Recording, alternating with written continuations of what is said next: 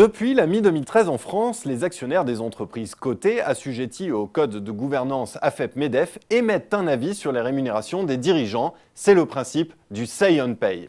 L'objectif théorique est double, limiter l'inflation jugée inacceptable socialement des rémunérations des dirigeants et redonner du pouvoir aux actionnaires.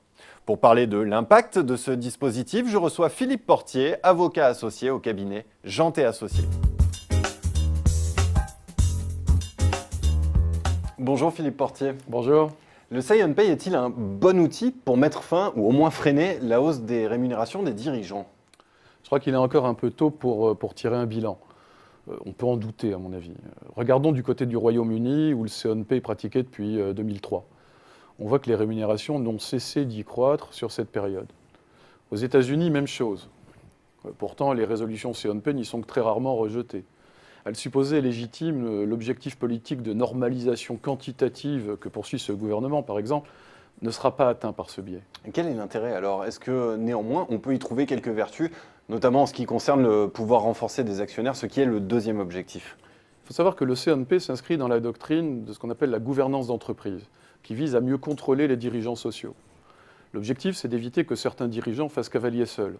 La première étape, ça a été de pousser les conseils d'administration à plus d'indépendance, notamment sur le sujet des rémunérations, grâce à un comité spécialisé. Le Say on Pay, c'est l'étape d'après, c'est celle du contrôle renforcé des actionnaires, autrement dit, du marché. C'est assez cohérent avec la dimension ultralibérale du capitalisme de marché anglo-saxon. Je ne suis pas sûr, à titre personnel, de l'opportunité d'introduire cela dans notre écosystème. Oui, mais c'est pourtant plus de transparence et effectivement plus de pouvoir pour le marché. Sur le papier, oui. Mais il faut bien se rendre compte que le marché, ce sont des fonds, des OPCVM, des professionnels donc qui ont pour obligation légale de voter aux assemblées dans l'intérêt de leurs clients et donc de rentabiliser leur investissement à des horizons très variables et souvent courts. Or, ces professionnels s'inspirent pour voter de recommandations émises par des sociétés de conseil spécialisées. Alors, tout ça ouvre la voie à des comportements moutonniers, parfois dogmatiques, et en bout de chaîne à un affaiblissement de notre conception de l'intérêt de l'entreprise, intérêt social qui est censé, dans notre système de droit depuis près de 150 ans, être défendu par le conseil d'administration. Le grand principe qui a conduit à la mise en place du Say on Pay, c'était de réconcilier l'entreprise et le citoyen. Vous êtes donc en train de dire que ce grand principe, il est fragilisé? Dans un sens, oui. On l'a vu, l'inflation des rémunérations, ce qui choque le plus l'opinion, n'est pas freinée. Pour autant, tous ces efforts du rôle du comité des rémunérations au Say on Pay induisent une pression à la professionnalisation par la transparence. Aujourd'hui, la rémunération des dirigeants ne sort plus d'un chapeau. Plus que les sommes finalement abstraites, ce qui compte vraiment, c'est de faire comprendre le système de rémunération promu par l'entreprise.